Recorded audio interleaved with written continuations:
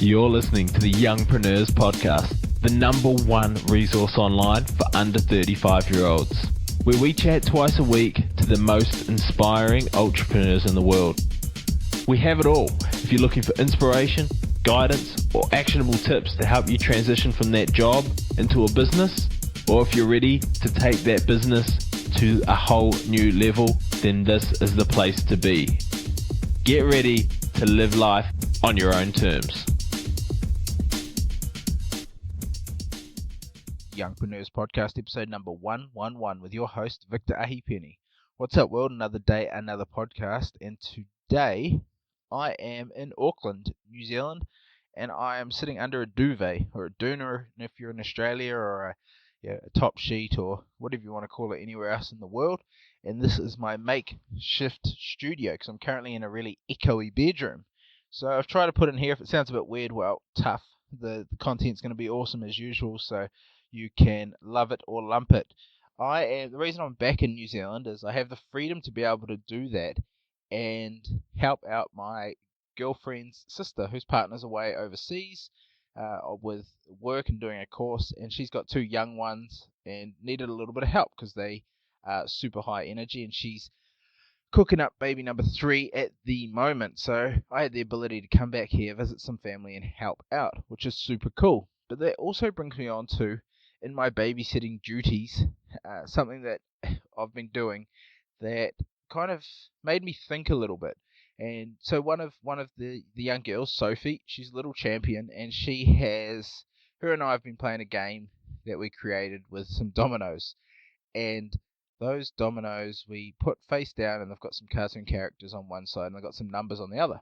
And long story short, we guess what numbers are underneath, and then I get her to add them together. And initially, on the first day we did it, we were just counting, and so she'd count all the dots, and she's just turned 4, so it was pretty good. And I was like, oh, that's good. She can count up to 12 now. And then we started playing around with some arithmetic. So we just started doing, okay, what's 1 plus 1, what's 2 plus 2, 3 plus 3, 4 plus 4, and 5 plus 5. And then, just doing that repeatedly and adding the gamification, making it a bit fun.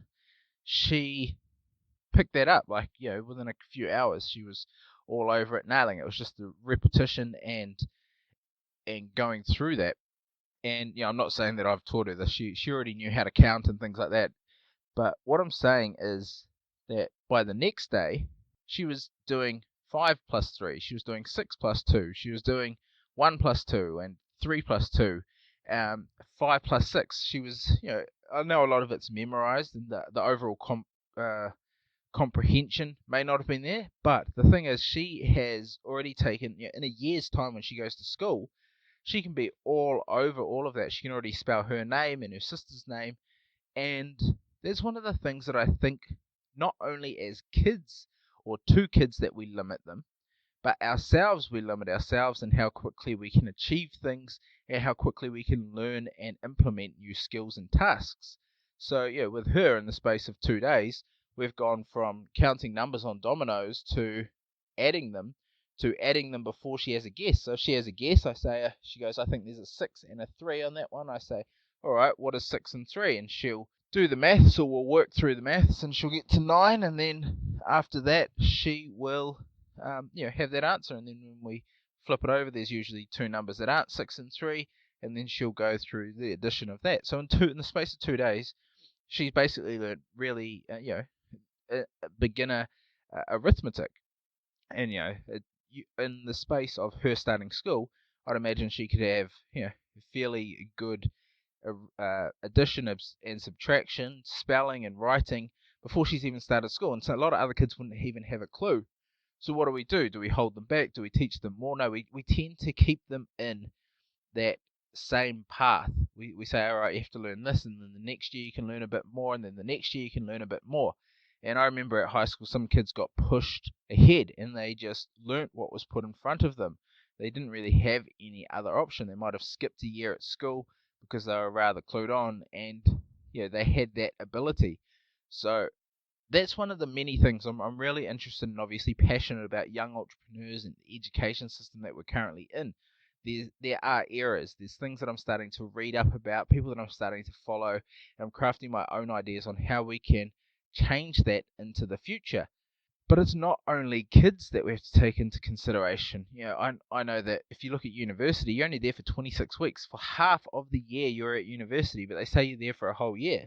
Imagine how much you could achieve if you were doing a full year. If you had 4 weeks off, the same as holidays, and you just worked out, there might be a bit of burnout, but it also might mean that universities start tailoring and giving you things that are worth it, not just pointless points papers that add up to your end of your degree points that are pointless once you actually get a job.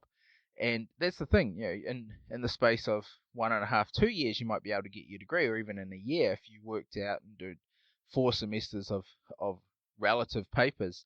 The same with some things like a trade, or if you're not sitting there holding a broom and sweeping it for a long time. And then if we take it to obviously the thing that we're all here for, entrepreneurship, what can you learn? If you got an online course, if you purchased an online course from somebody and learned all of their skills and implemented it, let's say it was copywriting. Well, you might not be a master, you might not know anything about copywriting, and if you worked at it for 8 hours a day for a month, after the first week, you probably know 80% of what there is to know. The next 3 weeks, you can practice, implement, and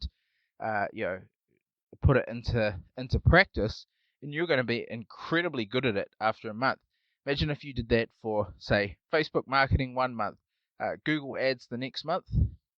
You did it for content creation, for creating a podcast, for copywriting, for just learning how to be a more confident public speaker, how much better you'd be.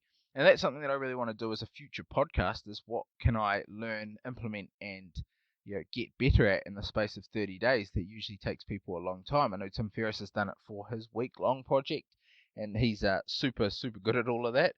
But it's something that I'd really be amazed at. Like, imagine if you learnt one new skill and really dedicate. It doesn't even need to be 8 hours a day. It could be 2 or 3 hours every night, that you would be exponentially better at it. But we limit ourselves. We go, we've got this big course, or we've got all these books to read. In our heads we look at it, we go, that'll take us 6 months. And then we go, okay, well, I better read a chapter every week, or whatever it is. Whereas you can just smash through it, learn it, and then improve as you go. We don't have to be held into the school regime of, you need 90%, or you need to get really, really good at it. It can be, you can understand it, you can move on to the next thing, or you can work on perfecting it, which I think is super important. So for those of you, I know it was a bit of a hickledy-pickledy kind of episode, but the main point is, don't limit what you can learn. Young Sophie, she's 4, and in a year's time she could be ahead of some of the 6-year-olds, I believe, at her school when she starts. What are you limiting yourself from a learning point of view? So, any of you who are interested in changing the face of young entrepreneurship, I'd love to have a chat with you. I would love to work with you. I've got big ideas, but I know I can't do it alone.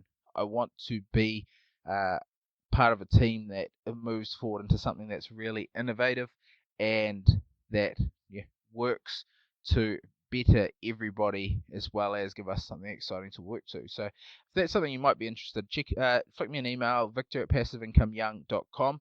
For those of you who aren't in our group yet, we're nearly at 400 members. It's a free group online. It is the Young Entrepreneurs Mastermind. It's got awesome content that we share in there daily. Got some amazing minds, including many of our past guests.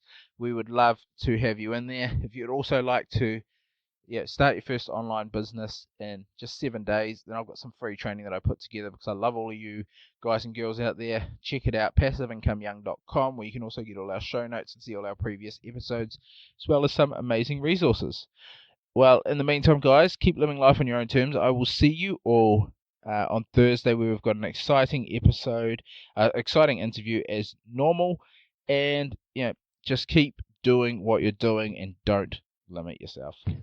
Thanks for listening to the Youngpreneurs Podcast. This was proudly brought to you by the Podcast Institute, the #1 training resource to take your business from chasing leads to leads chasing you, and from an absolute amateur to a full-blown authority. If you're looking to take your business to the next level, then a podcast is the obvious answer. You can get national and global exposure in a very fast time, and it's just exactly what I've done with this podcast. So if you want to find out more, get a checklist on how you can get started for under $60, and to find out more through a small training video that I've prepared for you all, then please check out passiveincomeyoung.com/podcast training.